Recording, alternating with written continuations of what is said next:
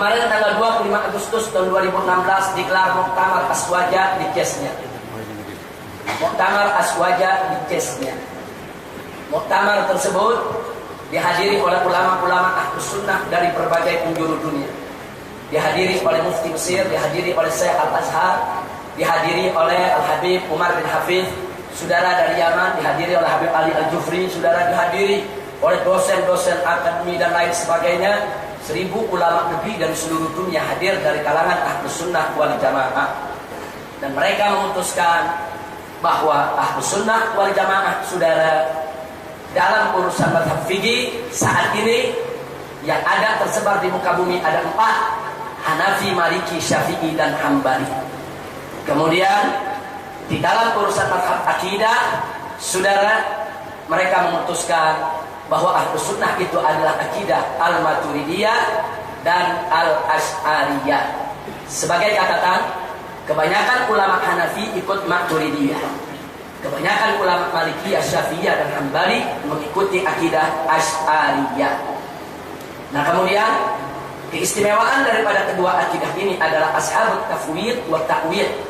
Mereka mengakui thariqah tafwid dan thariqah ta'wil. Nanti kita jelaskan apa yang dimaksud tafwid dan ta'wil. Jadi ini yang diumumkan oleh mereka, saudara. Lalu apa yang terjadi? Saudi ngamuk besar karena Wahabi Saudi nggak dimasukkan ke Ahlus Sunnah. Hari ini kalau Anda buka berita di Saudi, saudara, baik di surat kabar, TV, dan lain sebagainya, mereka mengecam habis muktamar ini.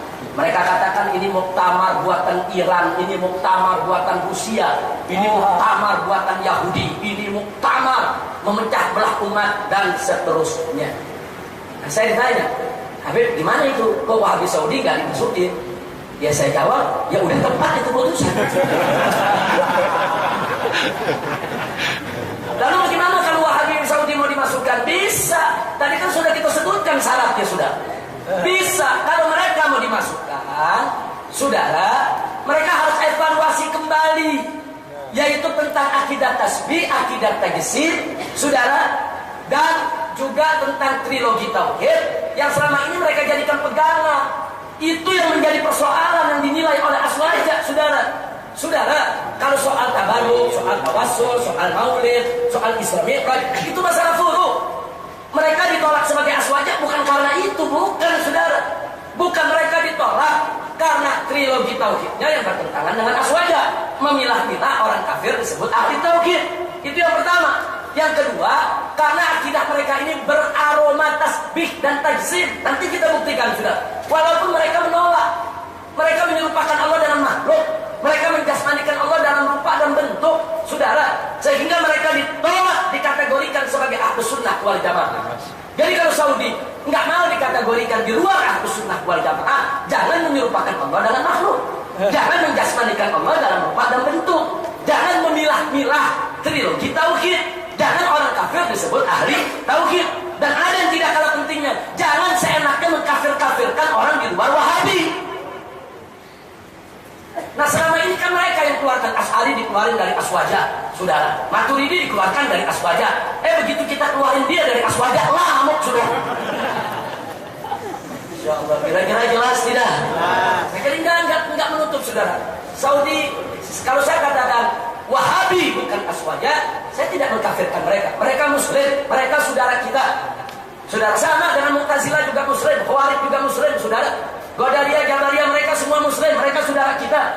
Tapi mereka tersesat jalan, mereka harus diluruskan. Jadi Wahabi dalam pandangan saya ahlul bidah wal ahwa.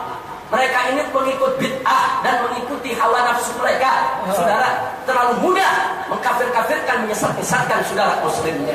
Jadi kalau Wahabi mau diterima sebagai Ahlus Sunnah wal Jamaah, bedanya dikit, tipis, saudara. Ini Wahabi tinggal dipoles dikit jadi Ahlus Sunnah, saudara. Tinggal dipoles dikit. Saudara, bagaimana polesnya?